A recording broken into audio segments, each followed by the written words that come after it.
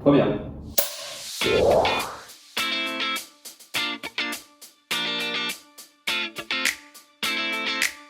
Ok, alors Sylph Aero est une société qui travaille sur des moteurs d'avion assez particuliers.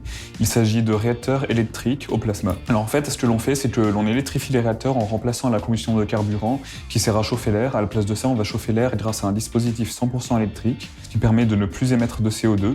Et au final, ces moteurs permettent d'atteindre des vitesses bien plus élevées que les autres technologies concurrentes qui sont actuellement sur le marché.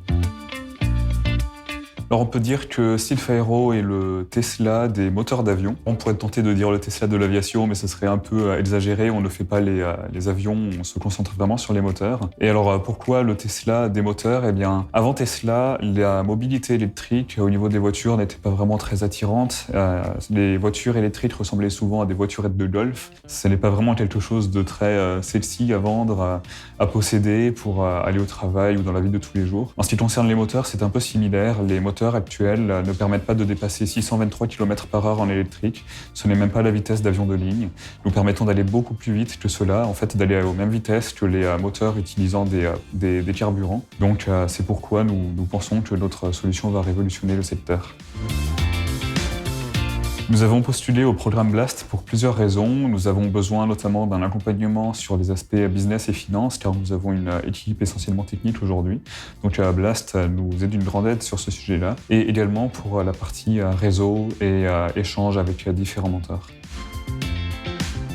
La chose que nous avons appréciée le plus dans BLAST a été quand notre mentor, Yoann Fauchon, est venu visiter nos locaux à Mérignac, près de Bordeaux, pour voir directement le travail que nous y effectuons, avec nos simulations numériques, la preuve de concept que nous sommes en train de fabriquer, etc.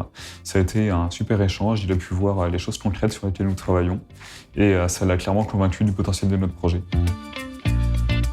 Bien, j'aurais tendance à dire Elon Musk, mais c'est assez classique. Je vais plutôt dire David Linard. David Linard est un homme politique français, maire de Cannes et président des maires de France. Alors pourquoi cette personne-là ? Eh bien, créer une start-up en France est très difficile. Il y a beaucoup de pression fiscale notamment, etc.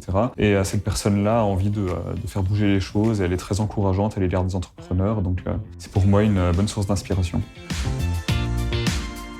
La question, c'est quel est le pire défaut de ton associé ? Alors, il me faut un peu de temps pour y réfléchir. Et j'ai choisi cet associé parce qu'on s'entend très bien ensemble. C'est pas forcément un défaut, mais je dirais que parfois mon associé est très structuré, tandis que moi j'ai tendance à être un peu plus chaotique. Ouais, ça peut faire un petit peu de friction, mais en même temps c'est très bien parce que le fait de bien structurer notre travail, c'est une très bonne chose pour bien mener notre société.